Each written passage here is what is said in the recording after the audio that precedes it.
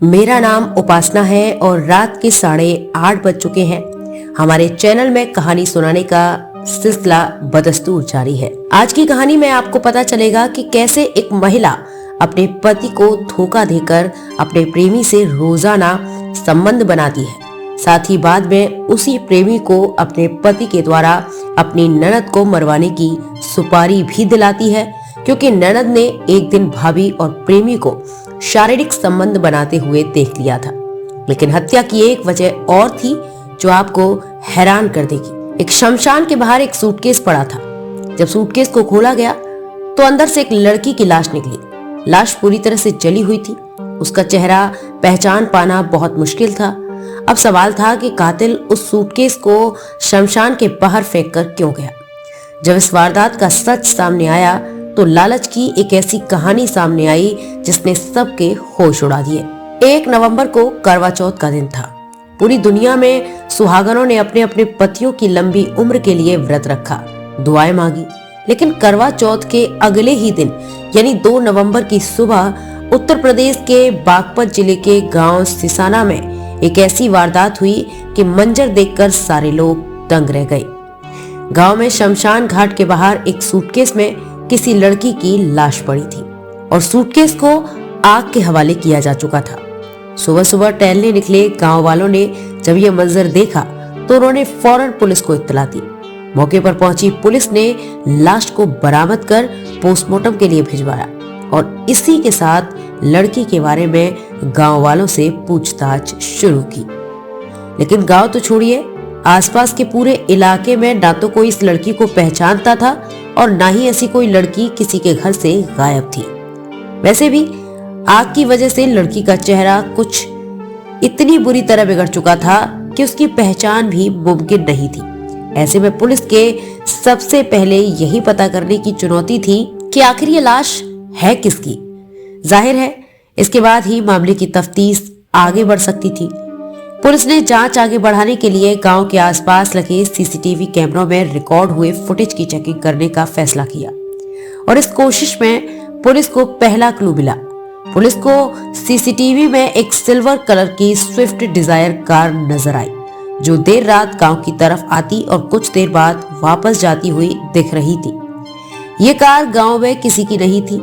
ऐसे में पुलिस ने कार नंबर का पता किया और उसकी तलाश में जुट गई। छानबीन में यह साफ हुआ कि कार हरियाणा के सोनीपत के किसी शख्स की है। चूंकि मामला कत्ल का था, पुलिस बगैर देर किए सोनीपत पहुंच गई। लेकिन कार मालिक ने बताया कि 1 नवंबर को वो कार उसके रिश्तेदार पवन के पास थी। वो कार मांग कर ले गया था। अब पुलिस पवन की तलाश कर रही थी। लेकिन इसी बीच एक अजीब बात हुई। लाश जलाने के बाद बागपत से लौट चुका पवन एक बार फिर सबूत मिटाने के इरादे से सिसाना गांव के शमशान के पास पहुंचा और इस बार पुलिस ने उसे घेर लिया। पुलिस ने उसे रोकने का इशारा किया, लेकिन खुद को कानून के हवाले करने की जगह उसने पुलिस पर ही गोली चला दी और उसके बाद वही हुआ जो यूपी में अक्सर होता है। पुलिस ने जवाबी कार्रवाई की और पवन के पैर में गोली लग गई। इसी के साथ पुलिस ने उसे गिरफ्तार कर लिया। लेकिन अभी सूटकेस में जलती हुई मिली लड़की के कत्ल की पूरी कहानी का सामने आना बाकी था। पुलिस ने पवन से पूछताछ शुरू की और इस पूछताछ में पवन ने एक हैरान कर देने वाली कहानी सुनाई। पवन ने बताया कि मरने वाली लड़की का नाम मनीषा है, जो नोएडा के सदरपुर गांव की रहने वाली थी। पवन के मुताबिक मनीषा एक बेहद अमीर परिवार से संबंध रखती थी और मनीषा का कत्ल प्रॉपर्टी के झगड़े में हुआ। आरोपी पवन ने पुलिस को बताया कि मनीषा और उसके भाई विवेक चौहान के नाम पर 5 करोड़ रुपए की एक जॉइंट प्रॉपर्टी थी। लेकिन भाई बहन की इस प्रॉपर्टी पर भाई विवेक और उसकी पत्नी शिखा कब्जा करना चाहते थे। यानी उनका इरादा मनीषा को सारी संपत्ति से बेदखल करने का था और इसलिए मनीषा के भाई भाभी ने उसका कत्ल करवा दिया। लेकिन पवन जो बता रहा था, कहानी बस उतनी ही नहीं थी। इस कहानी में एक और भी पेच था जिसका खुलासा बाद में हुआ। असल में मनीषा की भाभी शिखा का पवन से भी रिलेशन था। वही पवन जो इस वक्त पुलिस की गिरफ्त में था और पूछताछ में मनीषा के कत्ल की कहानी सुना रहा था। मनीषा के भाई विवेक को अपनी बीवी की ये असलियत पता नहीं थी, लेकिन मनीषा अपनी भाभी और उसके प्रेमी पवन की सच्चाई जानती थी। एक रोज मनीषा ने अपनी भाभी शिखा को उसके आशिक पवन के साथ आपत्तिजनक हालत में देख लिया और उनका वीडियो बना लिया। साथ ही कुछ तस्वीरें भी उतार ली। मनीषा ने अपनी भाभी और पवन के कुछ चैट और पिक्चर्स भी जुटा लिए थे। अब शिखा को भी इस बात का एहसास हो चुका था।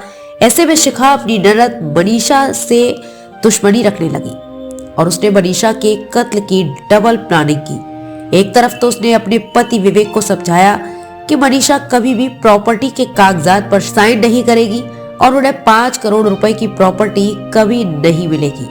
ऐसे में उसे रास्ते से हटाना ही इकलौता रास्ता है। दूसरी तरफ उसने अपने आशिक पवन को बताया कि उसकी ननद उनके संबंधों की सच्चाई जान गई है जो कभी भी उनकी पोल खोल सकती है। ऐसे में उसकी जान लेना बेहद जरूरी है। इसके बाद शिखा ने अपने आशिक पवन को झूठी पहचान से अपने पति विवेक से मिलवाया और दोनों को मनीषा के कत्ल के लिए एक साथ प्लानिंग करने के लिए राजी कर लिया। तय प्लानिंग के मुताबिक करवा चौथ की रात यानी 1 नवंबर को तीनों ने मनीषा को साथ में डिनर के लिए बुलाया और धोखे से कोई नशीली चीज खिला दी। नशीला खाना खाते ही मनीषा बेहोश हो गई और तीनों का काम आसान हो गया। तीनों ने मिलकर मनीषा का गला घोंटा, उसकी हत्या कर दी। इसके बाद लाश को ठिकाने लगाने के लिए उन्होंने उसे सूटकेस में भरा और सूटकेस पवन की कार में रखकर निकल पड़े। तीनों को इस बात का डर था कि अगर उन्होंने सूटकेस कहीं आसपास ही फेंक दिया तो मनीषा की पहचान खुल जाएगी और तफ्तीश में 3 ही पकड़े जाएंगे। लिहाजा तीनों ने कहीं दूर जाकर मनीषा की लाश को ठिकाने लगाने का फैसला किया। स्विफ्ट डिजायर कार में लाश वाली सूटकेस रखकर अब तीनों सीधे बागपत पहुंचे, जहां सिसाना गांव में जंगलों के पास एक सुनसान जगह देखकर उन्होंने सूटकेस नीचे फेंका और पेट्रोल डालकर उसे आग के हवाले कर दिया। अब सूटकेस में रखी मनीषा की लाश धू-धू कर जल रही थी। चूंकि आग की लपटें तेज थी, कातिलों को यकीन हो गया था कि अब लाश पूरी तरह से जलकर राख हो जाएगी और कोई भी मरने वाली लड़की की पहचान भी नहीं हो पाएगी। कुछ यही सोचकर तीनों मनीषा की लाश को जलती हुई हालत में छोड़कर गांव से बाहर निकल गए। लेकिन होनी को कुछ और ही मंजूर था। अव्वल तो तीनों ने लाश जहां जलाई थी वहां की मिट्टी गीली थी और आग की लपटें कुछ देर में ठंडी पड़ने लगी। ऊपर से सुबह सुबह मॉर्निंग वॉक पर निकले गांव वालों ने जब शमशान घाट के पास सूटकेस में जलती हुई लाश देखी तो पहले उन्होंने पानी डालकर आग बुझाई और फिर पुलिस को फोन कर दिया। इधर सीसीटीवी फुटेज से उस कार की भी पहचान हो गई जिस कार में सवार होकर तीनों मनीषा की लाश ठिकाने लगाने पहुंचे थे। पुलिस ने अब पवन के साथ साथ मनीषा के भाई विवेक और भाभी शिखा को भी गिरफ्तार कर लिया है।